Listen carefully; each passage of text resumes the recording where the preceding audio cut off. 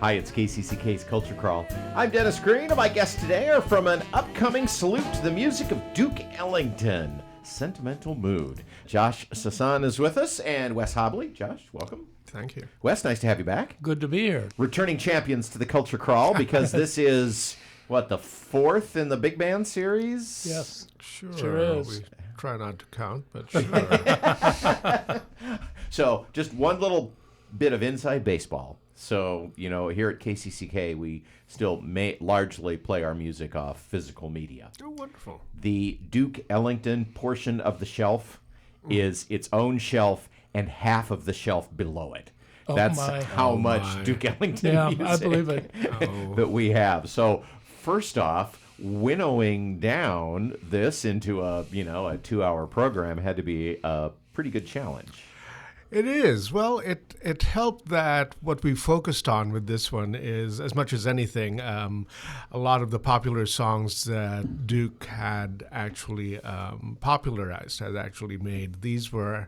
These came from instrumentals, actually, and most of these materials were between the 30s and the 50s. So what happened here was that Duke composed these particular numbers, and then they were converted. There were lyrics that were added to them, and they were sung by the various vocalists of the day. Yep.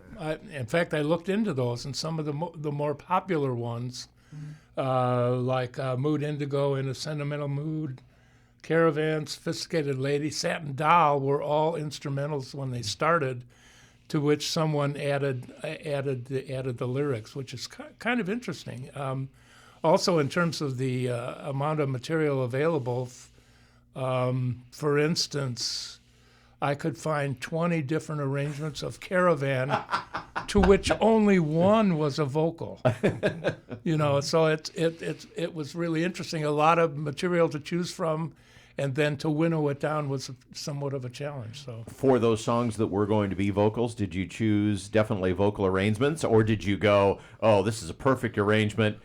Will the singer will be able to figure it out?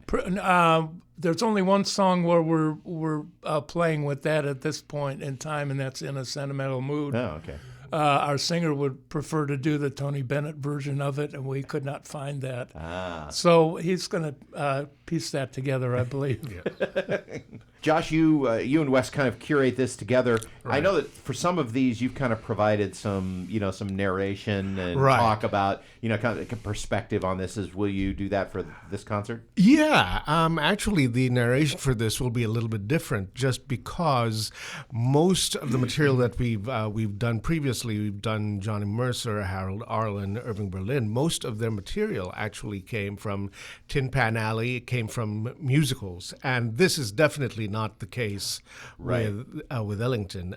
Most of the songs that we are featuring may have come in from reviews, like the Cotton Club reviews of the 1930s, early 1930s, 1920s. So there's no through line of, so this particular show, this particular song, it came from this show, et cetera, et cetera. And what we'll be concentrating more with is how these particular numbers evolved from being the instrumental to the vocals.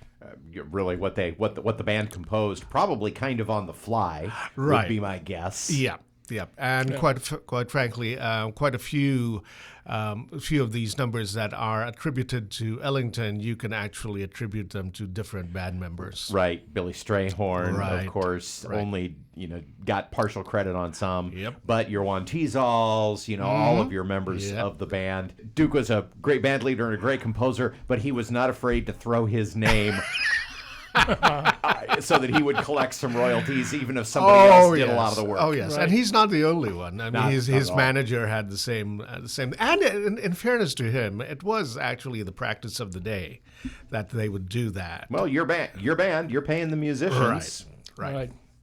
And he was very good about using, not using is such a pejorative, about utilizing the skills of his particular band members, his musicians, to elicit that kind of music, that kind of sound that is most recognizably the Dukes. And we make jokes, but giving a young person in the band the chance to compose, even if they shared credit. I mean, that's how Sammy Nestico got started, and look what happened to him. Oh, sure. Quincy Jones, kind of the same thing. Right. Sounds like graduate school.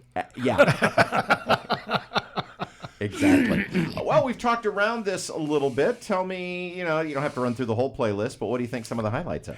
Oh, well, we have the classics. We have Take the A Train, of course, how could we not, which was not composed by by Ellington. It was composed by Strayhorn, and I believe his son actually contributed to that as well.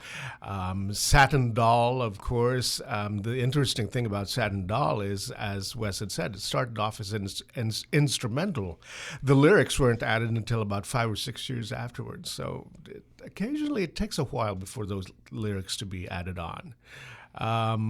What else? And Satin Doll, Mercer added the lyrics. Yeah. So we used that Satin Doll in the previous show we did on Johnny Mercer, too. So spoilers, hope you don't remember the last one.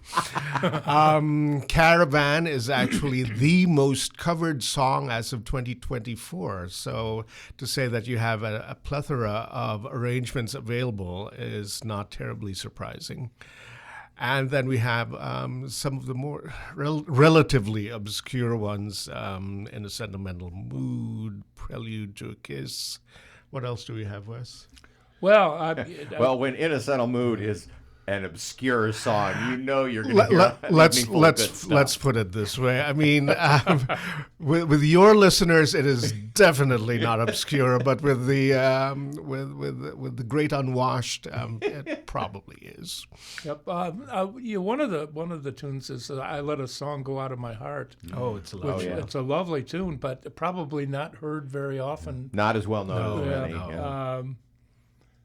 And Squeeze Me. We're having an interesting time with Squeeze Me in terms of the arrangement that are available. There is a very slick arrangement that Diana Krall has done, which I think we're going to use. We are going to use in the show. But that's another one that I was not familiar with until Joz pointed it out. So. It's a wonderfully suggestive. Oh yes. Oh yeah. Oh, you are familiar with it. Yeah, of course you are. Oh yeah. By 1930 standards, quite racy. One show only on the 26th. Yes, that's right. Yes. And you mentioned before we turned on the microphones that ticket sales are pretty healthy. Yes, we're doing pretty well, considering, as I said, we're up against the homecoming parade. Busy weekend. We moved the start time back from 7 to 7:30 in case some people saw their son and daughter in the float and in the parade and wanted to get to the concert. So yes, but they're doing very well.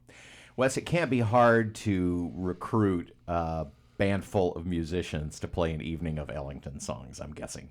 Well, most people were licking their chops when they heard about it. And the interesting part about it is there are some conflicts with some of the musicians we've used before because they're homecoming. But no, there's not really a problem. The lead players in each of the sections were thirsting to do Ellington. It was suggested long ago that we put Ellington in the queue, and we finally did so. And then who have you got for singers? We have Mary Denmead, Stephen Jepson, Caitlin Halverson. All of them have been fairly active doing theater in the Iowa City, Coralville area.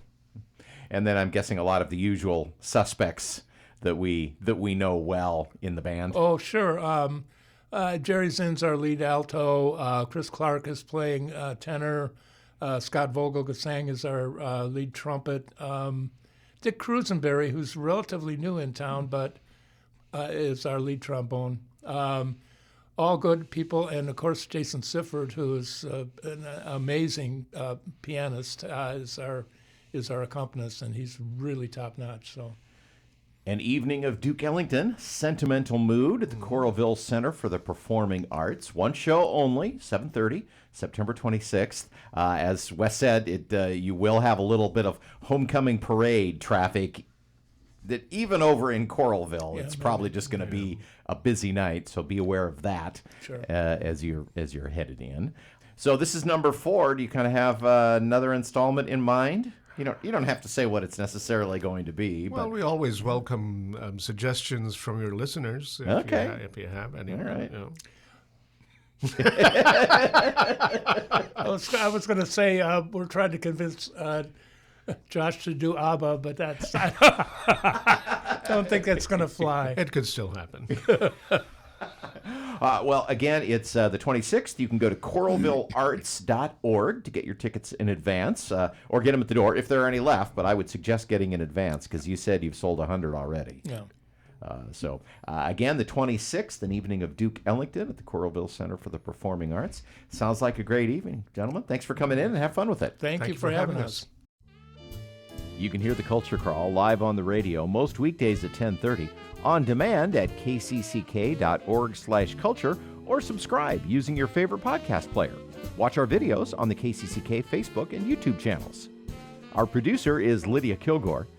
The Culture Crawl theme is composed by Vivian Shanley. I'm Dennis Green, and I'll talk to you later.